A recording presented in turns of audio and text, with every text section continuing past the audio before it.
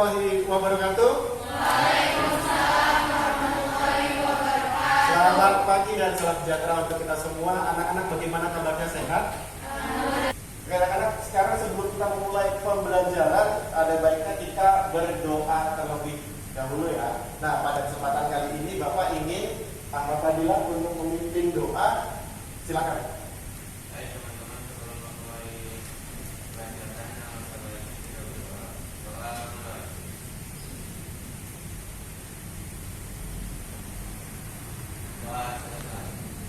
Baik, anak-anak, mudah-mudahan doa kita semua dijabah oleh Allah dan segala harapan kita bisa tercapai. Oke, anak-anak, sebelumnya sudah siap belajar semua yang ada di kelas ini? Siap ya, mudah-mudahan sudah siap dan mudah-mudahan pembelajaran kita pada hari ini menjadi sebuah pembelajaran yang berkah, yang bermanfaat untuk kalian sehingga nanti kalian akan mendapatkan sebuah ilmu baru yang akan bermanfaat untuk kalian. Baik, anak-anak, seperti materi sebelumnya, seperti pertemuan sebelumnya, Bapak sudah bilang bahwa pada hari ini kita akan mempelajari suatu materi yang masih berkaitan dengan materi sebelumnya. Nah, materi kemarin yang sudah kita pelajari adalah terkait dengan perilaku konsumen, ya. Nah, perilaku konsumen itu kan ada berbagai macam perilaku konsumen. Nah, pada hari ini kita masih juga akan membahas materi yang terkait dengan hal tersebut, yaitu terkait dengan pasti sudah dekat sekali dengan kalian, pasti sudah familiar sekali dengan kalian, yaitu materi e-commerce. Ada yang tahu sebelumnya materi e-commerce itu apa? Kalau kalian dengar e-commerce, yang terbesit pada pikiran kalian apa sih? Ada yang bisa nggak? Kalau e-commerce tuh, kalau kita dengar e-commerce berarti oh ternyata ini. Ada yang bisa? Ya? BCA. BCA untuk apa biasanya? BCA itu apa sih? Kartu kredit ya, yang digunakan biasanya untuk pembayaran ya. Nah, berarti Revo sudah mengerti bahwa konsepnya sudah paham setidaknya bahwa itu akan dilakukan secara ada medianya seperti itu ya. Itu pengertian. Nah, kita akan bahas. Nah, tapi sebelumnya Bapak izinkan Bapak untuk share screen dulu biar kalian bisa melihat.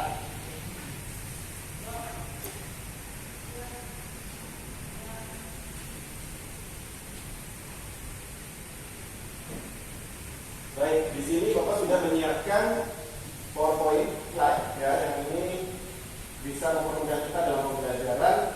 Nah, sebelum kita masuk kepada materi pembelajaran, Bapak ingin kalian untuk melihat dulu video berikut ini. Oke, simak dengan baik ya. Sebanyak 15 juta lebih data Tokopedia diduga bocor. Bahkan, ini muncul lebih dari 91 juta data Tokopedia dijual di dark web. Data termasuk nama pengguna, email, dan password. Bagaimana ini bisa terjadi? Apakah memang tidak ada keamanan terhadap data tersebut? Kali ini, Skillset akan mengulas kronologi dan apa yang harus kita lakukan untuk mengamankan kembali akun Tokopedia. Berikut informasinya. Pasti secara berkala ya. Nantikan terus Skillset selanjutnya. Dukung channel JT Indonesia dengan subscribe dan like video ini, karena JT akan jadikan hari lebih baik. Nah, masih ingat ada kasus yang viral sekali, yang heboh sekali, di mana data-data akun Tokopedia itu bocor. Masih ingat nggak? Itu tahun 2019, belum lama, ya. Nah, itu merupakan menjadi salah satu permasalahan dalam materi yang akan kita bahas. Nah, kira-kira dari video yang sudah kalian tonton tadi, kira-kira apa yang bisa kalian ambil dulu deh? Yang bisa kalian ambil dari video tersebut. Ada yang bisa? Dari video yang kalian tonton, ada yang bisa memberikan pendapat kira-kira ini terjadi karena apa sih? Kira-kira ini kasus apa sih, kenapa kita bisa sampai bocor? Ada yang bisa? Ada yang bisa menanggapi video tersebut? Oke, kalau belum ada, kita sekarang belajar dulu deh. Kita belajar dulu materinya, kita belajar dulu pengertiannya itu apa sih sebenarnya. Nah, nanti di akhir Bapak harapkan dari video-video tadi, video yang sudah kalian tonton tadi, Bapak harapkan kalian bisa mengambil permasalahannya dan menemukan alternatif solusi. Seperti itu. Oke? Nah, kita bahas dulu, kita masuk kepada materinya. Oke, biasanya kalau kita belajar kan selalu mulai dari sebuah pengertian dulu. Kita berangkat dari definisi dulu. e-commerce itu sendiri apa sih? E-commerce itu sendiri. Nah, kita mengambil di sini pengertian dari ahli dulu, ya.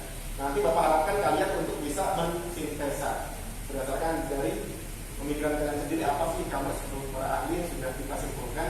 Nah, sekarang terlihat sebelumnya di depan tulisannya, yang di belakang terlihat ya. Mudah-mudahan terlihat. Kalau tidak terlihat, maju ke depan. Masih ada satu kartu. Ya. Oke, yang pertama kita ambil pengertian dari Laudon. Menurut Laudon, pengertian e-commerce adalah suatu proses transaksi jual beli yang dilakukan oleh pembeli dan penjual secara elektronik dari perusahaan ke perusahaan lain. Dalam transaksi tersebut menggunakan komputer sebagai perantaranya. Nah, yang kita garis bawahi di sini, yang kita highlight di sini adalah suatu proses transaksi jual beli. Nah, kalau ada transaksi jual beli berarti ada siapa? Yang pelakunya di situ ada siapa saja? Ada penjual dan ada pembeli. Yang otomatis itu ada yang jual dan ada yang membeli. Kemudian consumer to business. Jadi ini dari awalnya dari siapa? Dari si customer kepada pebisnis. Contohnya apa? Ada yang tahu ini enggak? iStockphoto.com.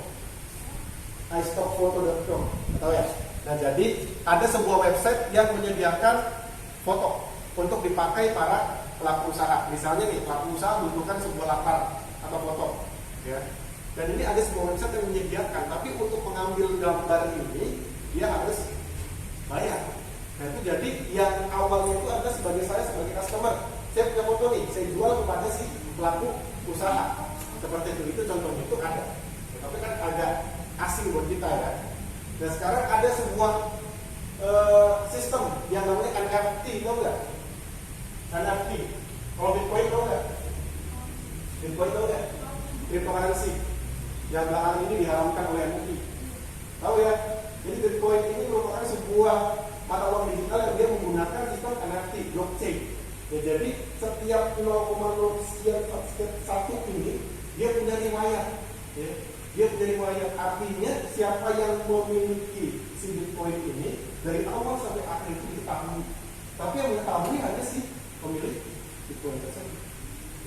Nah, jadi begitu juga dengan berkaitan dengan foto tadi, ada sebuah program yang namanya sebuah sistem yang namanya NFT, non fungible token. Jadi ini adalah sebuah item non fisik, ya, item non fisik ya, berarti bukan hal seperti di sekitar kita. Ini adalah item non fisik yang bisa kita buat dan ini adalah milik kita. Jadi nggak boleh dan ini nggak akan bisa diduplikasi oleh orang lain dimanapun di seluruh bagian internet manapun. Ya.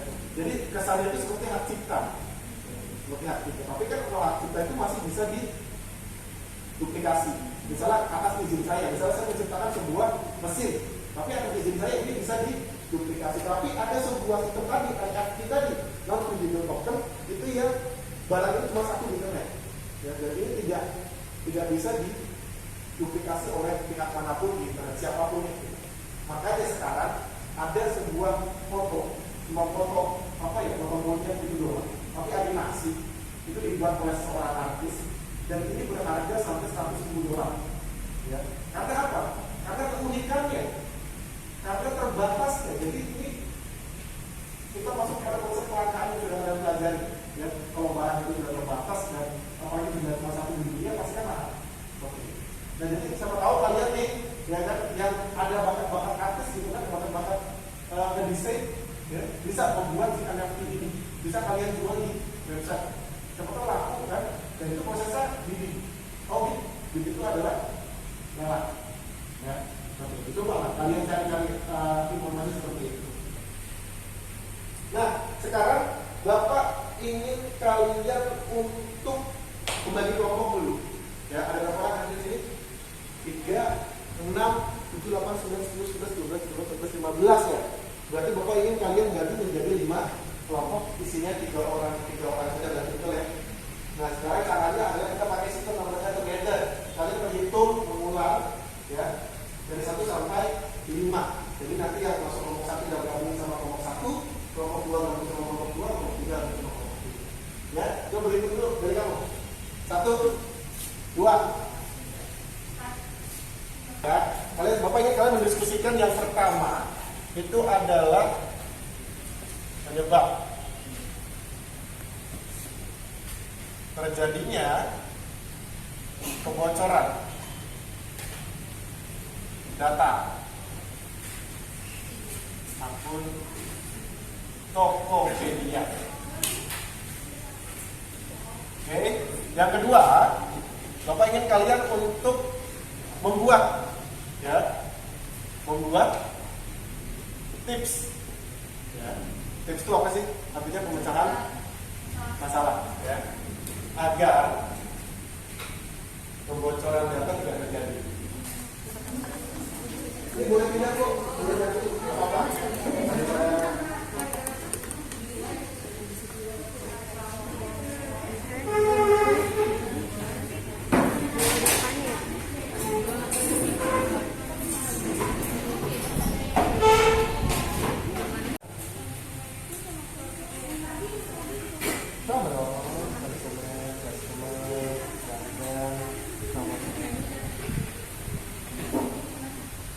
Ayo, Bapak kasih extra time deh. Kayaknya belum ada yang selesai nih. Bapak kasih extra time 5 menit ya. Harus sudah ada yang bisa mempresentasikan. Tapi, Bapak, Yes. mengganti password. Terima kasih. Apa sih mengganti password secara berkala itu maksudnya? Iya dong. Atau tips? Itu tips kok. Tapi bukan Jadi sebuah pencegahan itu merupakan tips kan supaya tidak terjadi ya. Iya, tapi maksudnya kan agar tidak terjadi lagi. Ya iya, karena kita kan kalau mengganti. Kalau kita tidak mengganti terjadi lagi.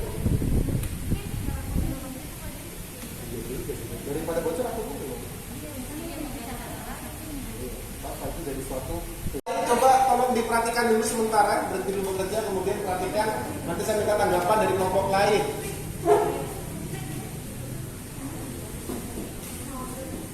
Assalamualaikum warahmatullahi wabarakatuh. Waalaikumsalam warahmatullahi wabarakatuh. Kami akan membagikan hasil dari analisis kami tentang penyebab terjadinya kebocoran data dari Tokopedia. Yang pertama karena sistem keamanan yang kurang baik. Terus yang Oke, jadi tadi anak-anak yang sebagai audiens dikatakan bahwa penyebab terjadinya adalah yang pertama sistem keamanan yang kurang baik. Sistem keamanan siapa? Sistem keamanan Tokopedia-nya. Ya, jadi memang kadang terjadi kebocoran itu disebabkan oleh kelalaian dari pihak perusahaannya. Jadi karena perusahaan lalai, artinya bisa kita simpulkan seperti yang sudah disebutkan oleh kelompok 1 akun kita. Seperti itu. Oke, sudah bagus sekali kelompok kita. Terima kasih kelompok 1. Terima kasih. Oke, anak-anak hari ini 2 dulu saja karena waktunya terbatas. Ya, yang sisanya nanti semuanya baik yang sudah maju maupun yang belum maju, Bapak akan bisa membuat di lembar folio ya. Nanti dikumpulkan pada ini.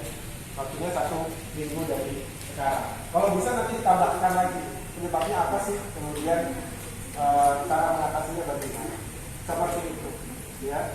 Tadinya Bapak mau memberikan kuis kepada kalian dalam bentuk kuis, tapi karena waktu sudah terbatas, nanti kita di pertemuan berikutnya saja.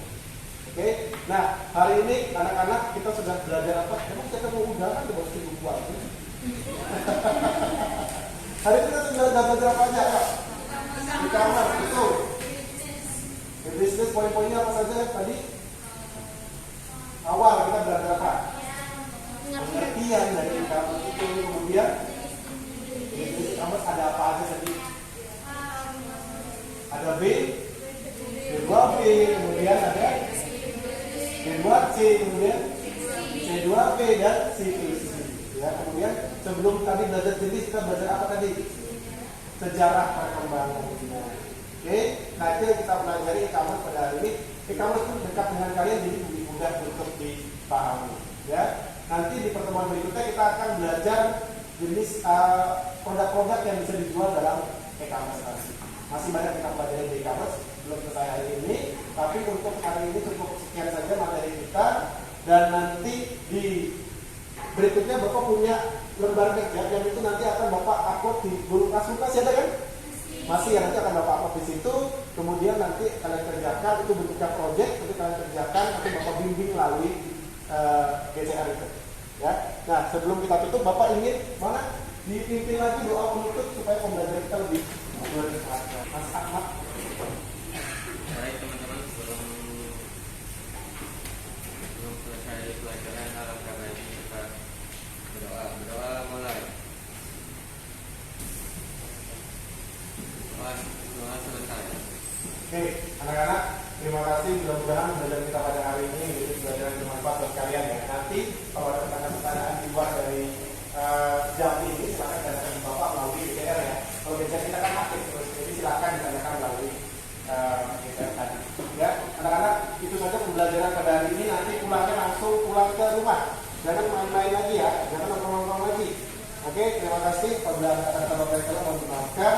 Bapak akhiri wabillahi taufiq wal hidayah. Assalamualaikum warahmatullahi wabarakatuh.